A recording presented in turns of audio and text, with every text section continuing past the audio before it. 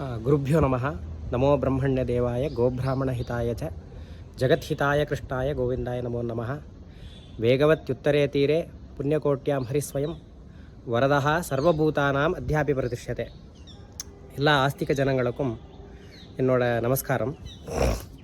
விசேஷமான நவராத்திரி நாள்.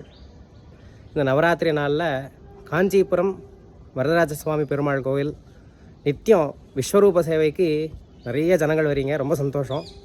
என்னையும் பார்த்துருக்கலாம். நான் வந்து அந்த விஸ்வரூப சேவைக்காக மாடு அழைச்சின்னு வந்துட்டுருக்கேன்.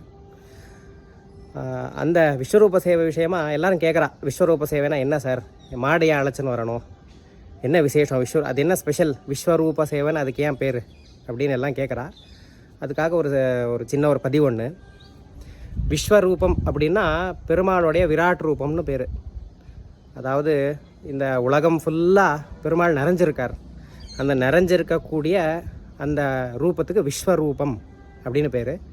இது எப்போ நடக்கிறது அப்படின்னா, காத்தால் பெருமாளோட முதல் துயில் எழுச்சி, பெருமாள் எழுந்த உடனே பெருமாள் காட்சி கொடுக்குறாரு இல்லையா.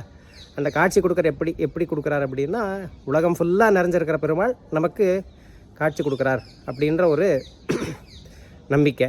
அந்த விஸ்வரூப சேவைக்கு யார் யார் வருவா அப்படின்னா, விஸ்வரூப சேவையை சேவிக்கிறதுக்காக 33 கோடி தேவதைகளும், லக்ஷ்மி தேவி அவங்களுக்கு பின்னாடி எல்லா தேவதைகளும் வந்து, லக்ஷ்மி தேவி முதல் பெருமாளை சேவிக்கிறதுல முதல் லக்ஷ்மி தேவி தாயார். அந்த தாயார்லேருந்து எல்லா தேவதைகளும் இந்த பெருமாளுடைய அந்த விஸ்வரூப சேவைக்கு நித்தியம் வந்து பெருமாள் முன்னாடி நின்று அந்த முதல் சேவையை வந்து அவள் சேவிக்கிறா அப்படின்னு.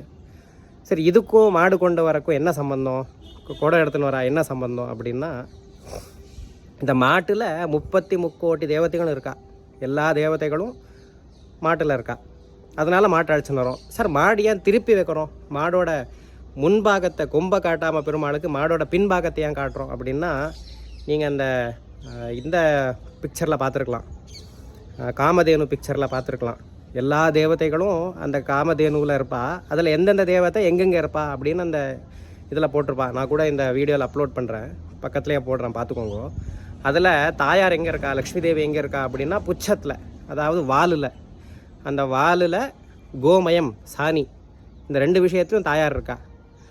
அந்த தாயார் முதல்ல சேவிக்கணும். அந்த தாயார்லேருந்து ஆரம்பித்து கொம்பு வரைக்கும் இருக்க தேவதைகள் சேவிக்கணும்.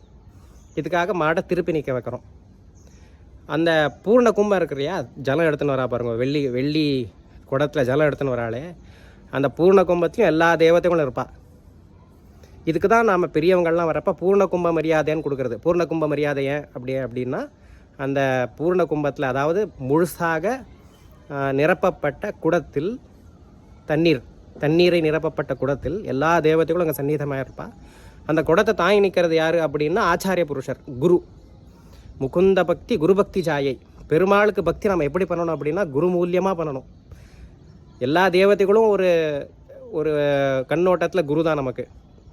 அது இல்லாமல் பிரத்யக்ஷமாக நமக்கு மனுஷலோகத்தில் மனுஷர்களுக்கு குருவாக இருக்கக்கூடியவங்க இப்போ நம்ம கோயில் பொறுத்த வரைக்கும் தாத்தாச்சாரியர்கள். அந்த தாத்தாச்சாரியர்கள் குருவாக அந்த எல்லா தேவதைகளும் அவங்களோட தலையில் தாங்கி நின்றுருக்கா. அதில் அடியனுக்கு ஒரு பாக்கியம் என்ன அப்படின்னா, இந்த தேவதைகளெல்லாம் சன்னிதானமாக இருக்கக்கூடிய நல்ல நாட்டு பசு, ஏதோ ஜெர்சி பசு இல்லை, கலப்பு இனம் பசு இல்லை, நல்ல நாட்டு பசுவை நம்ம அழைச்சின்னு வந்துட்டுருக்கோம். பெருமாள் அதுக்கு அனுகிரகம் பண்ணியிருக்கா. இங்கே இருக்கவாலாம் அதுக்கு புரோத்சாகமும் பண்ணுறா.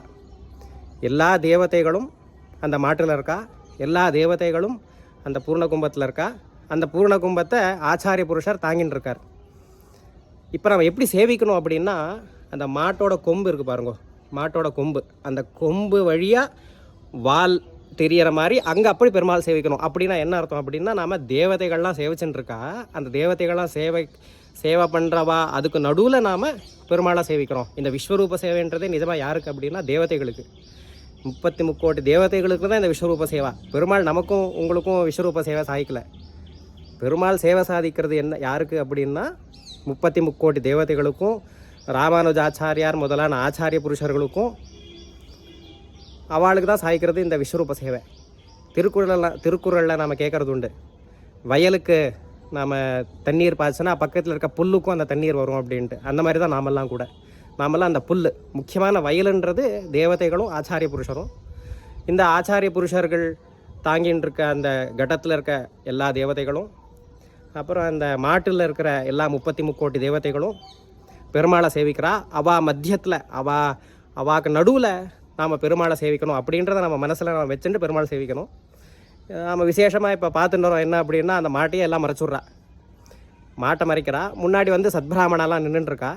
அந்த பிராமணா பெருமாளை சேவிக்கணும் முன்னாடி வந்தால் இவாளெலாம் கத்துறா. பிராமணாவில் வந்து நீங்கள் பெருமாளை சேவிக்கிறதுக்கு என்ன நான் சேவிக்கிறதுக்கு நீங்கள் வந்து நடுவில் நிற்கிறார், கொஞ்சம் விலகி நில்லுங்கோன்ட்டு இங்கே அந்த மாட்டு பக்கத்தில் நிற்கவா கட்டுறா. மாட்டை யார் மறைச்சுன்னு இருக்காளோ அந்த மாட்டை மறைச்சுன்னு இருக்காவாளே அந்த பிராமணாவில் கத்துறா, எனக்கு பெருமாளை சேவிக்க விட்றாங்க பண்ணுறீங்க அப்படின்ட்டு. நாம் மனுஷங்களை நமக்கே இப்படி இருந்தால் பெருமாள் சேவை சாதிக்கிறது அந்த மாட்டில் இருக்க தேவதைகளுக்கு. அந்த தேவதைகள் என்ன நினைப்பா? அந்த தேவதைகளுக்கு நாம் சேவை பண்ண விடாமல், சேவை சாதிக்க அந்த சேவையை அவங்க வந்து ஸ்வீகாரம் பண்ணிக்க விடாமல் நாம் குறுக்கால் நிற்கிறோமே, அவங்களுக்கு எப்படி இருக்கும்? இந்த விஷயத்தை நம்ம விஸ்வரூப சேவைக்கு வர பக்தர்கள் எல்லாம் கொஞ்சம் ஆழ்ந்து யோசிக்கணும். மாட்டுக்கு கொம்புக்கு இந்த பக்கம் நில்லுங்கோ, நின்றுட்டு பொறுமையாக அந்த கொம்பு வழியாக பெருமாளை சேவிங்கோ.